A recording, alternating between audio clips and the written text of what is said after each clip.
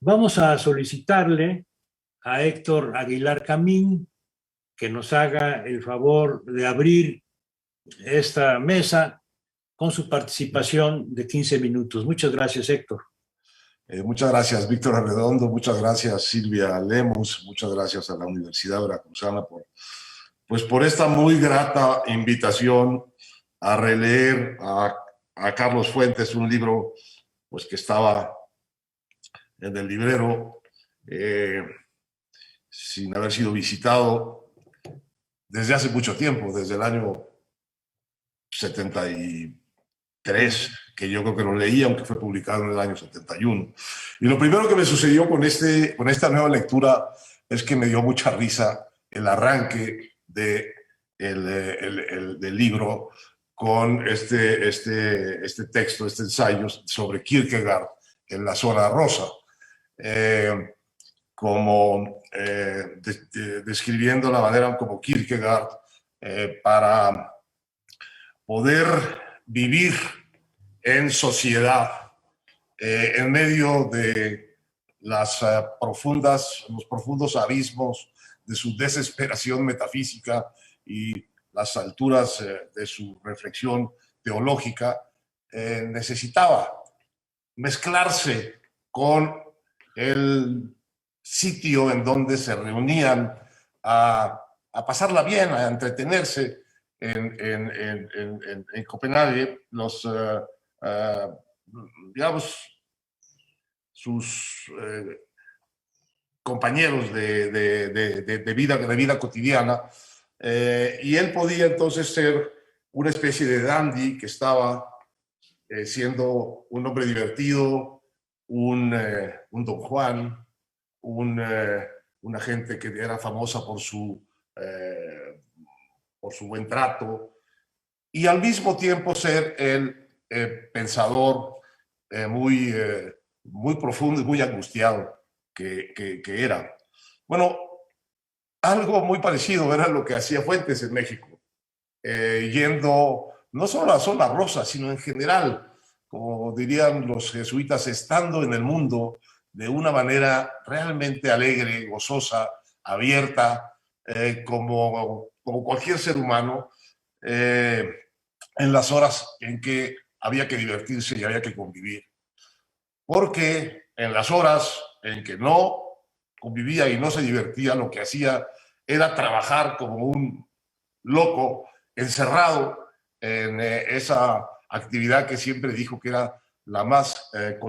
principio con la pluma, después con el dedo único de su mano, y muy intenso escritor. Y esta es la primera impresión que obtuve del libro. Me resultó muy emocionante, un poco la evocación del propio Fuentes, famoso por sus fiestas, famoso por su capacidad de convocar a comidas, a cenas, a reuniones, de estar siempre en contacto con los demás, como una manera de alimentar la enorme y prolífica soledad de su condición de escritor. Esta fue la primera impresión que me dio esta relectura. Y la segunda es una reflexión sobre el título del libro. Tiempo mexicano. En realidad, Fuentes, y esa es una de las originalidades profundas de su mirada, nunca pensó en un tiempo mexicano. Pensó en realidad en muchos tiempos mexicanos. O el tiempo mexicano del que él habla es un tiempo lleno de muchos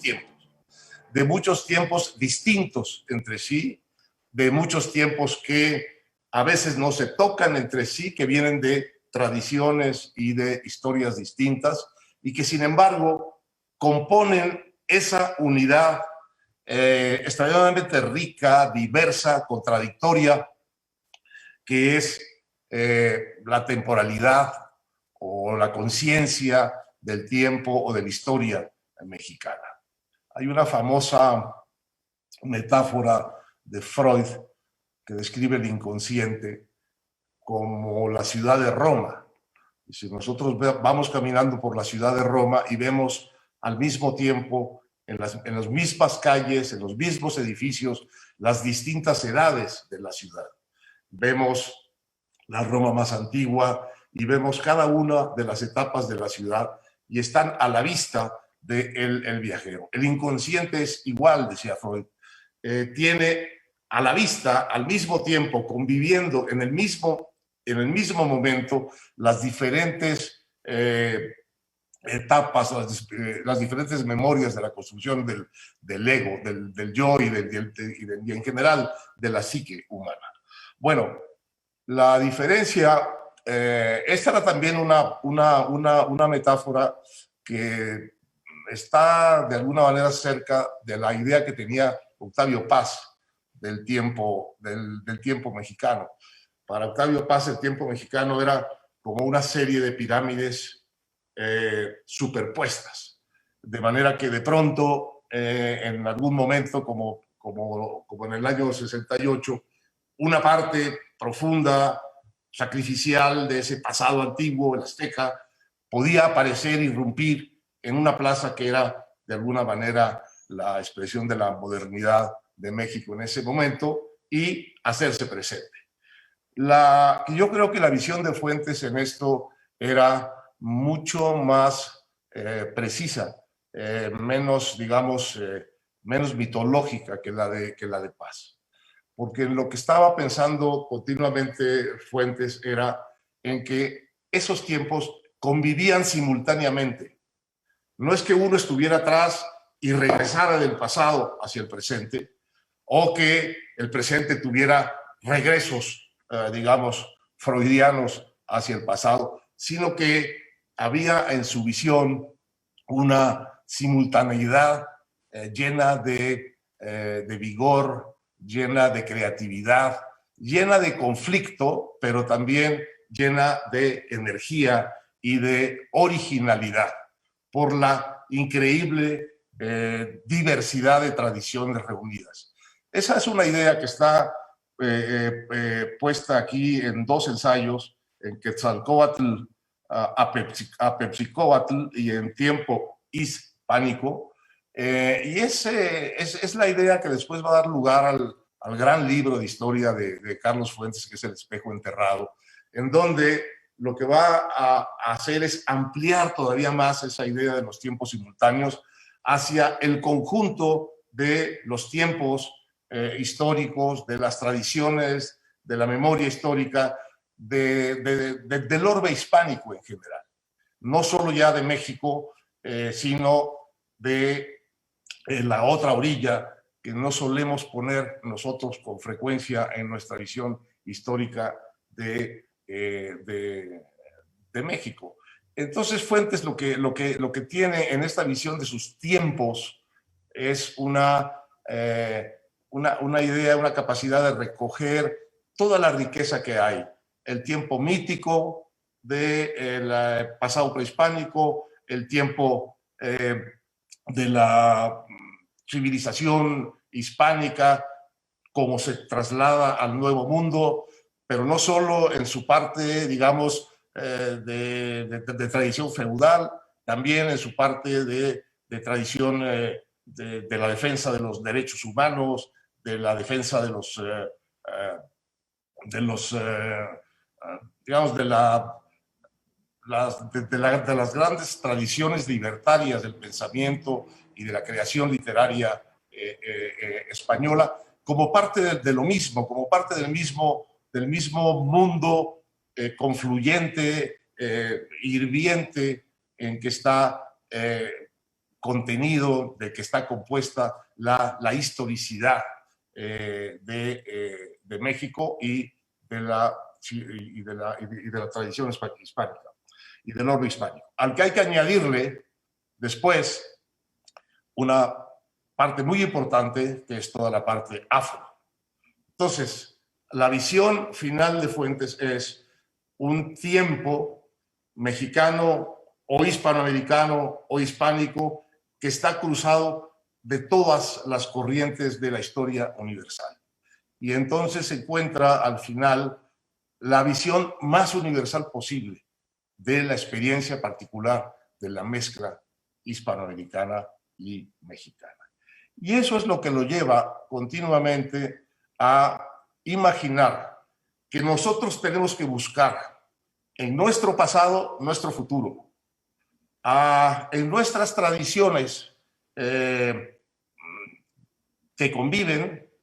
una manera original de darnos una forma de ser como sociedad, como economía y como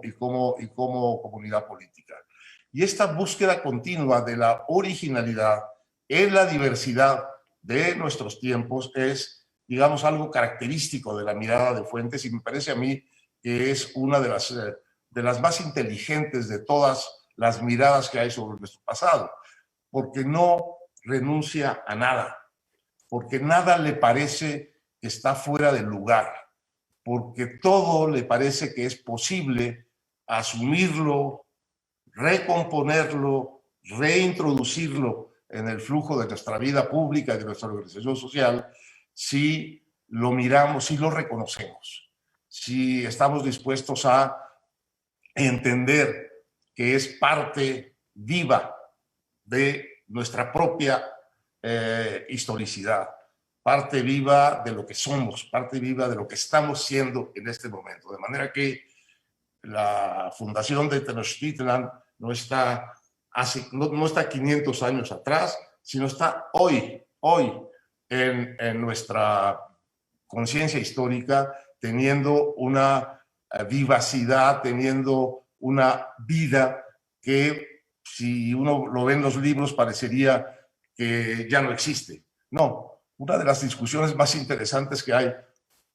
hoy, en este momento, en el ámbito histórico de México, tiene que ver con eso. Tiene que ver no solo con la tontería que hizo el gobierno actual inventándose una fundación lunar en Tenochtitlan, sino una discusión mucho más profunda que está abajo de eso y que es nada menos y nada más que es la pregunta de ¿qué fue la conquista? ¿Quiénes hicieron la conquista? ¿De qué se trató la conquista? ¿Por qué hablamos de conquista y no de conquistas? ¿Por qué hablamos de la conquista española y no de la conquista de los indios? Que ganaron también en eso que llamamos conquista española, ganaron también su autonomía y su independencia y su propia forma como comunidades frente a un imperio que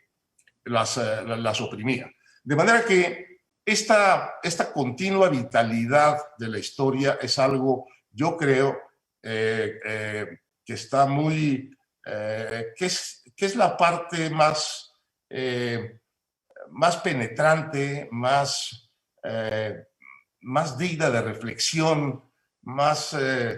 conducente hacia una manera de pensarnos históricamente, una manera incluyente, una manera que no dé por muertas las cosas, sino que entienda que están vivas ahí, esperando a encontrar el momento de ofrecer su riqueza. Y esto me parece a mí que es, una vez más, porque me había pasado ya con el espejo enterrado, el gran mensaje de la mirada histórica de Fuentes. Esto que Silvia llamó el principio esperanza, en el sentido de que en la tensión que hay entre la tradición y la modernidad, en esa misma tensión está la riqueza de la modernidad posible y del futuro posible.